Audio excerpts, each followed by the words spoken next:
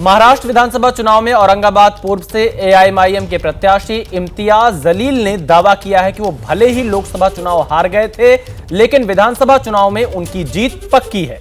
इस दावे के पीछे उनका तर्क क्या है, इस पर बातचीत की एबीपी न्यूज संवाददाता गणेश ठाकुर ने।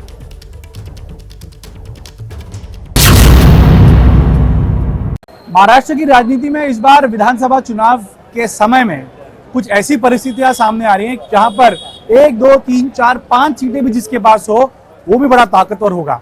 1995 में तकरीबन 45 निर्दलीय चुन के आए थे और उन्हीं के दम पे सरकार बनी थी। आज 3 पार्टियां या 6 पार्टियां हैं जो आमने सामने हैं, जो एक दूसरे के साथ थे वो अब एक दूसरे के खिलाफ है और अब ये स्थिति में छोटी पार्टियों का महत्व बहुत बढ़ गया है। अब छोटी पार्टियां नहीं कहूंगा, लेकिन रीजनल पार्टियों के अलावा या नेशनल पार्टियों के अलावा एक और पार्टी महाराष्ट्र की राजनीति में बड़े चर्चा में रहती है, वो है एआईएमआईएम।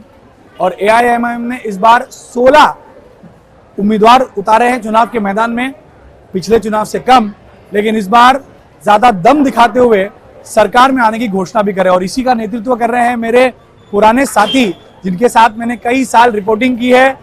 अब ये बड़े राजनेता बन गए हैं, पार्टी का नेतृत्व करते हैं।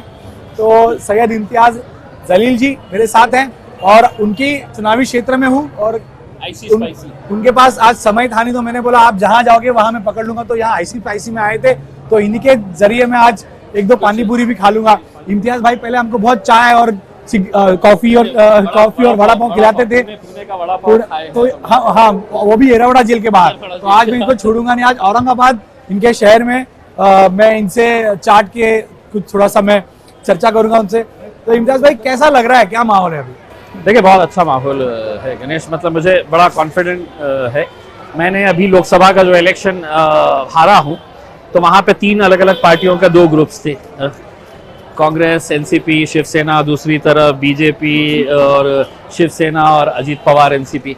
तो दोनों ग्रुप्स ने कितने वोट लिए हैं, मैं अकेला लड़के 3.5 लाख वोट हासिल किया था। मैंने हारा, कोई बात नहीं है उसमें, लेकिन अब विधानसभा का मौका आया। हो सकता है मुझे लोकसभा के अंदर नहीं जाना होगा, तो ऊपर वाले ने सोचा कि रुक जा बेटा, 2-3 महीने रुक जा, तुझे है तो मैं विधानसभा भेजता हूँ। और विधानसभा के आगे विधानसभा जाके मैं तो आपने अभी जैसा बताया है ना कि ये इलेक्शन ऐसा रहने वाला है गणेश कि जहां पर जिसके पास 5 एमएलए, 7 एमएलए, 8 एमएलए, 10 एमएलए रहेंगे, या जिसके पास 3 एमएलए भी रहेंगे, वो इस बार है तो किंग मेकर के रोल में रहेगा।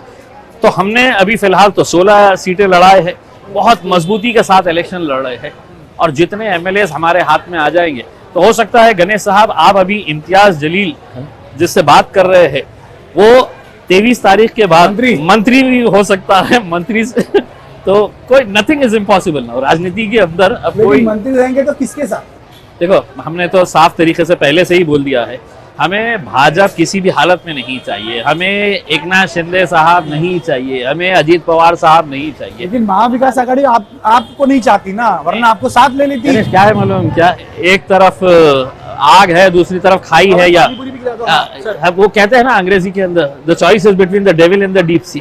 तो अब मैं किसको अपनाऊं करके, तो मैं ये सोच रहा हूँ कि भैया मुझे तो ये नहीं चाहिए।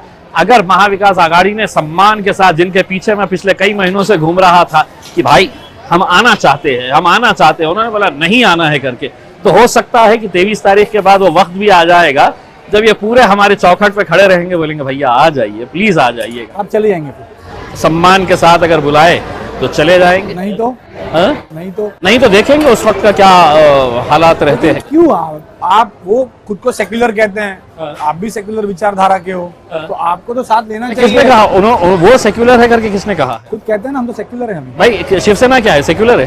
वो तो हिंदुत्व सेक्युलर है। तो हिंदुत्व सेक्युलर है, उनका सेक्युलरिज्म जो है उसके साथ है तो टैग लगा हुआ है हिंदुत्व। हम जरा सा कुछ कर ले तो बोले ये तो बड़ी जातिवादी पार्टी है, ये तो बड़ी कम्युनल पार्टी है।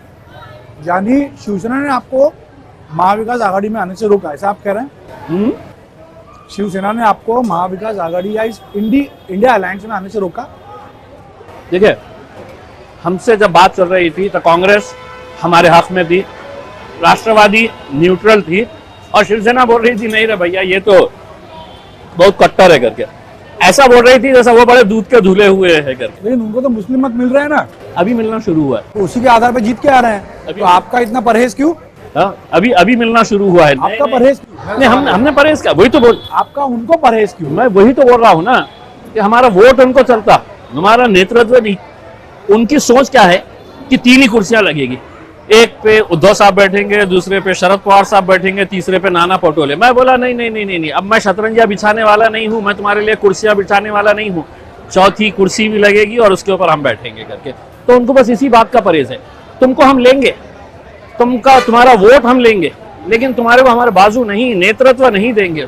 यही बात तो बीजेपी पूरी ताकत के साथ कहती है, नारा लगाती है, बटेंगे तो कटेंगे। आप लोग तो बढ़ गए और तो कट भी जाओगे फिर। क्या है, एक इलेक्शन जब आता है तो हिजाब मुद्दा पूरा इलेक्शन उसके ऊपर चल जाता है। दूसरा इलेक्शन आया है तो ट्रिपल तलाक, महिलाओं के साथ किस तरह से अत्याचार हो रहा है, भाइयों और बहनों, पूरा इलेक्शन उसके ऊपर चले जाता है। फिर तीसरा इलेक्शन, पाकिस्तान तो हर उसमें रहता है, मंदिर मस्जिद तो हर उसमें रहती ही है। फिर तो ऐसे मुद्दों को लेकर बीजेपी है तो आगे बढ़ते रहती है। अब इस बार जो है कुछ दिखाने के लिए है नहीं, तो डराओ, हिंदू कम्युनिटी को डराओ कि अगर बटेंगे तो कटेंगे। और मैं ये बोल रहा हूँ, ना बटेंगे ना कटेंगे, हम साथ साथ रहेंगे। आप जी देखिए, आप दोनों पार्टियों को तो यही चाहिए ना, पोलराइजेशन हो रहा है, हिंदू मुस्लिम करके ही चुनाव लड़े जाते हैं। ना डेवलपमेंट का मुद्दा है, ना फ्यूचर विजन का मुद्दा है, हर दिन यही बातें होती हैं। गणेश भाई, अकबरुद्दीन अवैसी की 1 घंटे की स्पीच थी, 1 घंटे की स्पीच, ये हर नेता करता है, इसमें उन्होंने तो हर नेता करता है, मुद्दे के बारे में बात की, ये हर नेता करता है, डेवलपमेंट के बारे में बात किया, किसी ने नहीं उठाया, वो बोले उन्होंने, ये हर नेता करता है। शिंदे भी पहले आते हैं तो कहते हैं लाडली बहन, लाड़का भाऊ, शेतकरी, बाद में कहीं ना कहीं बोल देते हैं हिंदुत्व, वही लाइन थी है, लाड़की बहन लाडली बहन सब होते रहता है बगल में। लाडली बहन कैसा होता है जरा देखिए ना उसमें। मेरा एक सवाल है कि ये बहनें अचानक आई है क्या, एकदम अचानक नजरों में आई है? देवेंद्र फडणवीस साहब, एकनाथ शिंदे, अरे हमारी इतनी सारी बहनें भी है महाराष्ट्र के अंदर, उनका भी ख्याल रखना चाहिए करके सोचा होगा कि बहनों की परिस्थिति खराब है। एक फटका पड़ा लोकसभा के अंदर, भैया आप क्या करेंगे करके, तो एकदम नजर पड़ी है उसमें, अरे कुछ तो भी करना पड़ेगा करके, तिजोरी खाली क्यों नहीं हो जाती है, लेकिन 2-4 महीने के लिए उनको पैसा बांटना पड़ेगा करके। तो लाडली बहन अब कितने महीने चलाने वाले हैं ये देख लीजिए। आप पावर में आएंगे तो नहीं चलाएंगे भाई, मैं तो सत्ता के साथ में रहूंगा उसमें, तो आपका भी तो सही होगा उसमें। महाराष्ट्र की जनता, महाराष्ट्र की हमारी बहनें भी जो है ना, वो बहुत स्वाभिमानी है। मतलब कोई चीज ऐसा फुकट में उनको चाहिए ऐसा नहीं, उनको रोजगार दो, उनके बच्चों को नौकरियां दो। आप एक तरफ से है तो उनको पैसा दे रहे हैं लाडली बहन बोल के, और दूसरी तरफ से इतनी महंगाई बढ़ा दिए है कि बेचारी जब वो मार्केट जा रही है तो उसको समझ में आ रहा है मेरे पास तो पैसा आया है, जा कहाँ रहा है। तो एक हाथ से लो, दूसरे हाथ से दो, वैसा मामला चल रहा है। इम्तियाज भाई, आखिरी 2 सवाल मेरे, 16 लड़ रहे हैं, क्या देख रहे हैं, कितना आएगा आपका नंबर? किंग मेकर रहेंगे गणेश भाई, इतना तो आप देख लीजिएगा। तो लेकिन आपको सम्मान नहीं मिला, तो सम्मान के साथ आपको लिया जाए। अरे वक्त बदलते, हालात बदलते देर नहीं लगती है। कई महीनों से मैं उनके पास जा रहा था, तो आप चाहेंगे कि उद्धव ठाकरे आपके पास है? 23 तारीख के बाद तीनों में से कौन चाहेंगे आप, अगर वो आते हैं? खड़े रहना, तीनों खड़े रहना, हुकूमत अगर चाहते हैं तो उद्धव ठाकरे को भी आना पड़ेगा। तीनों खड़े रहना, सम्मान के साथ बुलाना, उसमें और नहीं दिया तो अपना एकला चलो रे तो है ही, हमारे साथ कोई रहता नहीं है, हम अकेले लड़ते हैं, अकेले लड़के जीतते हैं। उसके अंदर कोई आया ठीक, नहीं आया तो एकला चलो रे। चलिए, एकला चलो रे के नाते पे आपको मैं शुभकामनाएं देता हूँ। इम्तियाज भाई से बहुत दिनों बाद मुलाकात हुई, अच्छा लगा, और एक फॉर्मर फील्ड कलीग होने के नाते मैं उनको बहुत शुभकामनाएं देता हूं। और वो जिस तरह कॉन्फिडेंटली कह रहे हैं कि इस बार घर आना पड़ेगा हमको मनाने के लिए, तो इनको मनाने के लिए कौन कौन आता है ये देखना होगा, और मनाने के बाद ये मानते हैं या नहीं ये भी देखना होगा, और अगर मानते हैं तो कौन से मंत्री पद को लेके मानते हैं ये भी देखना होगा। तो इम्तियाज भाई बहुत बहुत धन्यवाद, थैंक यू सो मच, आपने हमको समय दिया।